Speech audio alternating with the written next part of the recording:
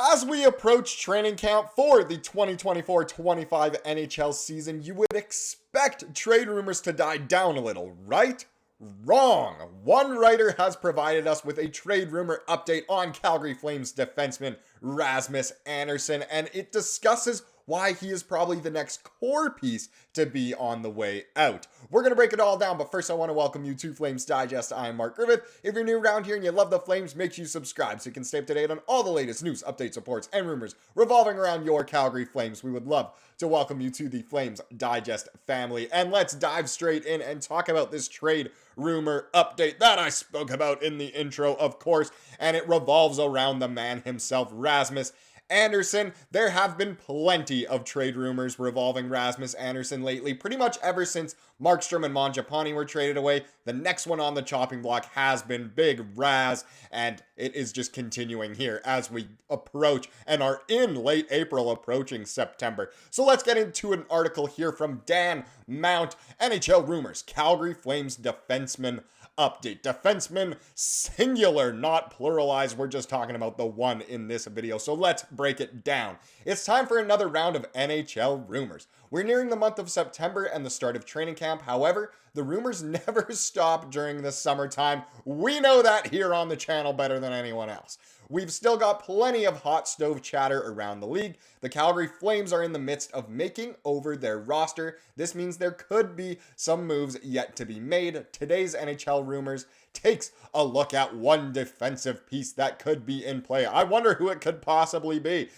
Calgary Flames blue liner possibly in play. The Athletic's Julian MacKenzie held part 2 of his recent reader's mailbag. MacKenzie gave insight into what it would take to make a Rasmus Andersson trade happen. We know Julian MacKenzie well. We take a look at his stuff quite a bit. And of course, he was writing about Rasmus Andersson. Pretty much anyone involved with the Calgary Flames in terms of media has been talking about Rasmus Andersson lately. And of course, we're going to be continuing the trend.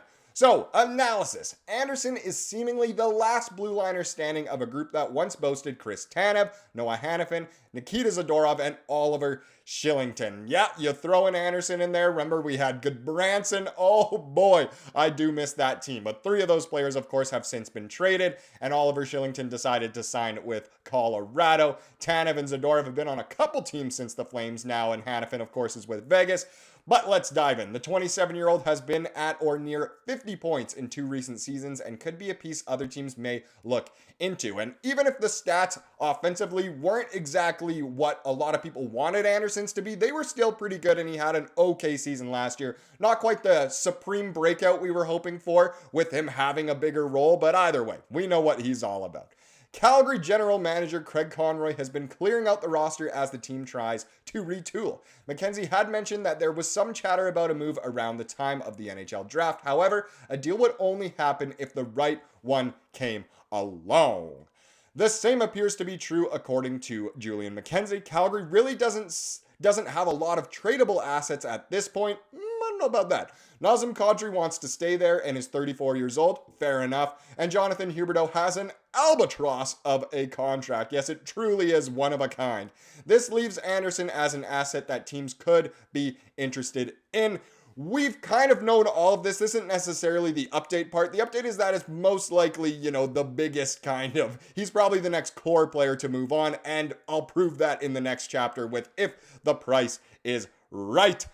Yes, doing my best Drew Carey impression here. We're not talking about Carey Price. We're talking about actual dollar financial amounts. So let's dive in. Andersson does seem like a viable top 4 defender for a team. However, his value will be dictated by his play, as MacKenzie noted.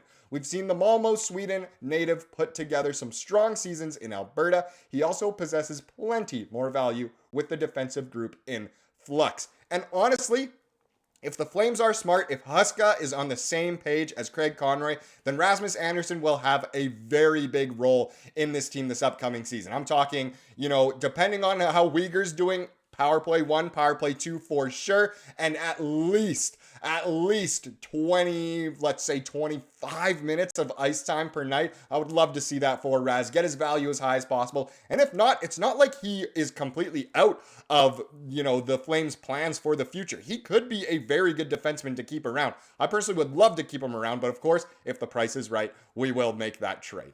One thing that works in Andersson's favor is that he's got an affordable salary cap hit and contract. He has a $4.55 million cap hit that ends after the 2025-26 campaign, so 2 years left at about $4.5 million. It's a hit that contending teams could take on without much of a headache. However, Conroy will once again have to get a massive offer in order to even think about a deal. MacKenzie added something along the lines of a high draft pick and a quality prospect, at the very least for Rasmus Andersson, because since he has that contract, the Flames, it's so tradable and they probably wouldn't have to retain all that much for it, which means a contender could easily pick it up. And Rasmus Andersson can easily be a top 4 defender, a defenseman on any contending team, really. I think he's quite underrated in the realm of the NHL. You know, casuals know about him, but don't know just how good he is and can be. Whereas obviously Flames fans, we know just how good he is, and he is worth a lot. Definitely a high draft pick and a quality prospect at the very, very least. Now, if I switch here, time is on Calgary's side. Conroy doesn't have to deal Andersson right away. He can bide his time, much like the Montreal Canadiens are doing with David Savard. Some thought that Savard would have been traded at the last deadline,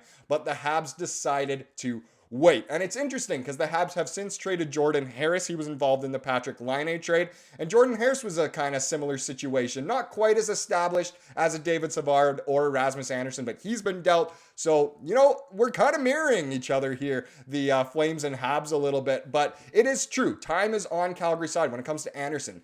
We don't have to trade him away at all, really, but it doesn't even need to be this season. It could be next season as well. It just seems as though if the Flames really want to, you know, go through with the plans of a pure rebuild, Rasmus Andersson is the next to go. That's, you know, really the big update here. Let's continue. A trade market could form for Andersson if he has the season like he did 2 years ago.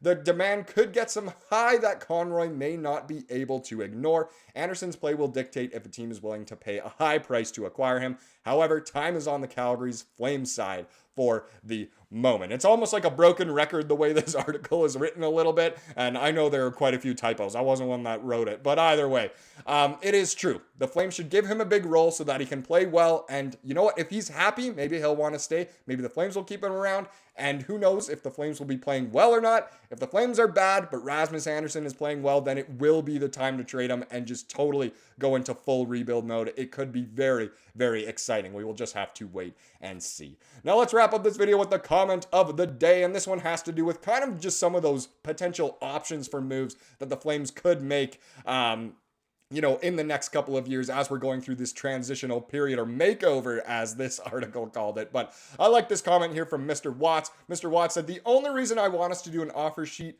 to Nyes next year is because we could really stick it to Tree Living, who ruined our team. There's many potential offer sheets the Flames could make over the next couple off seasons, but the one for Nyes, if it were to be a piece that the Leafs wanted to keep around but don't have the cap room for, I mean, why not just to stick it to Tree Living? Not even just to stick it to the Maple Leafs themselves, to stick it to Tree Living. Say, come on, man. Look what you did to us. We're going to get a little bit of revenge. Thank you so much for watching this video. Please subscribe like you saw here today and have a wonderful rest of your day.